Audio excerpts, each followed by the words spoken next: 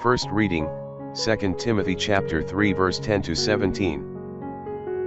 But thou hast fully known my doctrine, manner of life, purpose, faith, long-suffering, love, patience.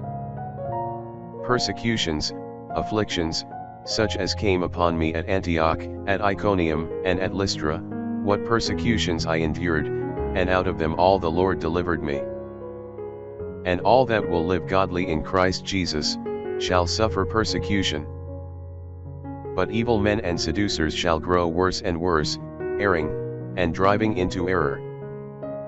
But continue thou in those things which thou hast learned, and which have been committed to thee, knowing of whom thou hast learned them. And because from thy infancy thou hast known the Holy Scriptures, which can instruct thee to salvation, by the faith which is in Christ Jesus.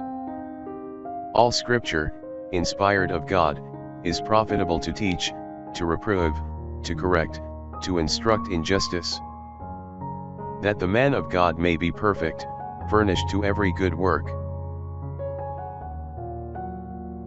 Psalms chapter 119 verse 157, 160 to 161, 165 to 166, 168.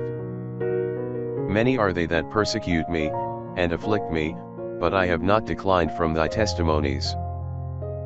The beginning of thy words is truth, all the judgments of thy justice are forever. Sin. Princes have persecuted me without cause, and my heart hath been in awe of thy words. Much peace have they that love thy law, and to them there is no stumbling block. I looked to thy salvation, O Lord, and I loved thy commandments. I have kept thy commandments and thy testimonies, because all my ways are in thy sight. Gospel, Mark chapter 1 verse 35 to 37. And Jesus answering, said, teaching in the temple, how do the scribes say, that Christ is the son of David?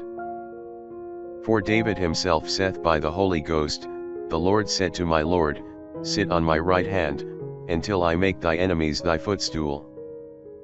David therefore himself calleth him Lord, and whence is he then his son? And a great multitude heard him gladly.